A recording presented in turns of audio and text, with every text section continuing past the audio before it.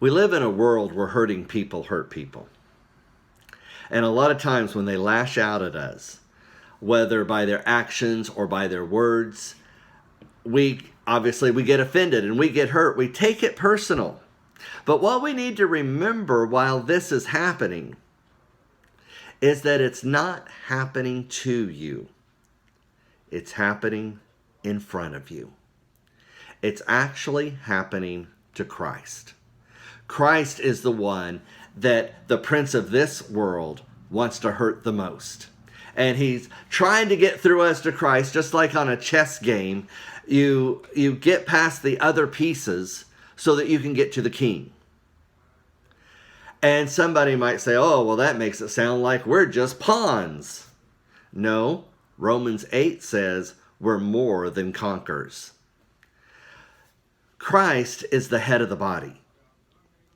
And in a body, when a little pinky touches a hot stove, there's a nerve that goes straight to the brain. And immediately the brain feels the pain. And of course tells the pinky, why don't you move from that hot stove or whatever it is that's burning you. But all that happens in a flash, in less than a second. A small body part gets hurt. The first thing to feel the pain is the brain, the head. Okay? Paul says that we are all the body of Christ, and Jesus is the head of that body. You might think, well, I'm the smallest member, the most insignificant member of the body of Christ. It doesn't matter. When you get hurt, immediately, Jesus, the head of that body, feels the pain. In Isaiah 63:9, it says, in all of our affliction, God was afflicted. In Acts 9:4, Jesus goes to Saul, who had been persecuting Christians, but Jesus takes it so personally, so united with the body, that Jesus doesn't say, Paul, why are you persecuting my followers? No, he identifies with us much closer than that. He asks Paul, why are you persecuting me? Because when you hurt the smallest member, you're hurting me. Remember, it's not happening to us. It's happening in front of us. There's a great controversy going on between Christ and Satan is lashing out at Christ. It's happening in front of us. I heard a beautiful song several weeks ago while I was in church. And the song went, I walked a day where Jesus walked. And I thought as I listened to that song, and I thought, to walk with Jesus and to walk where he's walking means we have to walk a path of self-denial. It means that we're with him in his sufferings. And I read about Jesus in Gethsemane, and I think about how his disciples fell asleep on him when he needed them the most, and how they fled. I want to think that I wouldn't do that. I want to think that I would stay there with Jesus while he suffered. Well, I can do that now. While Jesus is suffering, while he's being persecuted, I can be there with him so that he doesn't have to walk alone. I can walk where Jesus is walking today. And so because of that, when many people lash out at us, Jesus said, if the world hates you, remember it hated me first. And the fact is, it doesn't really hate us so much as it just hates the fact that we're following Jesus.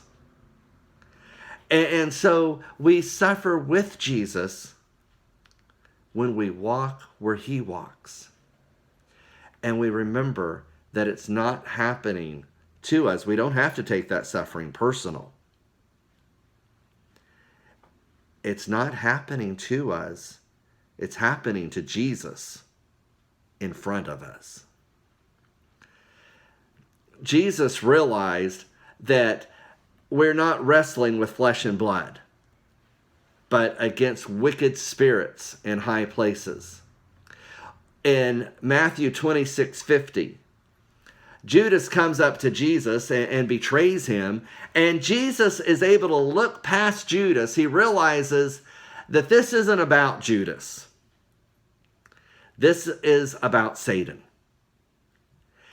And so he says, friend, there in verse 50 of Matthew 26, friend, what have you come for? Notice he doesn't call Judas a backstabber. He doesn't call him a betrayer. He doesn't call him a low-down, dirty snake in the grass. He calls him friend. Because Jesus realized that there was something much greater going on in the cosmic conflict than Judas. It wasn't about flesh and blood. It was about these wicked spirits in high places. And so Jesus was still able to call Judas friend, realizing that the real enemy was Satan.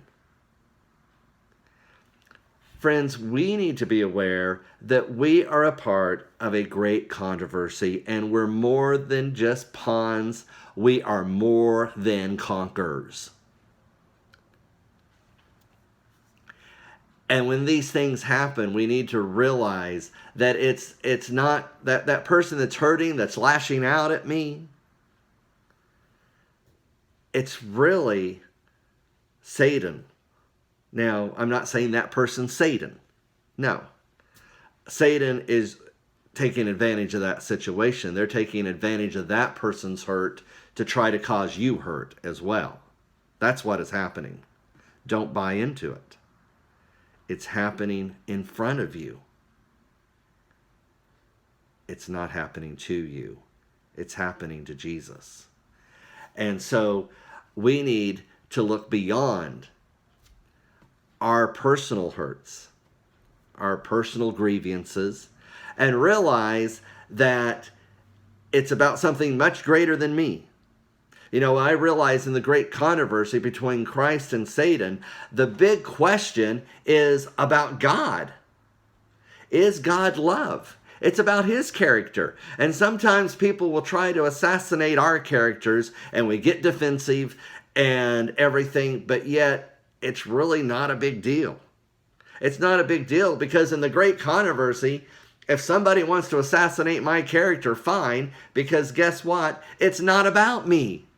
The great controversy has nothing to do with me. So fine.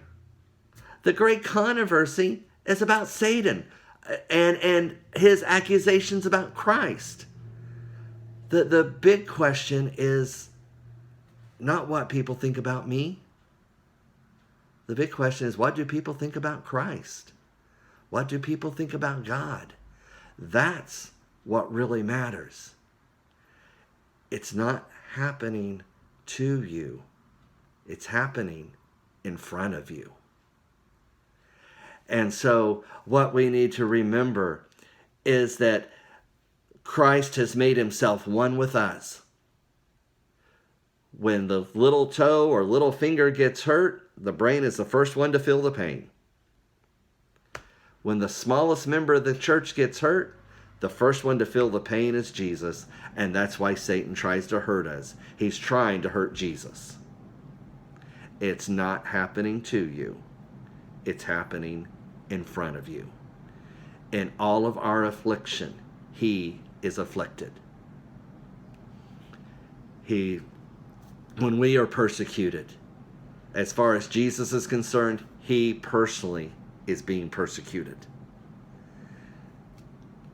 We suffer because we walk with Jesus where Jesus walked.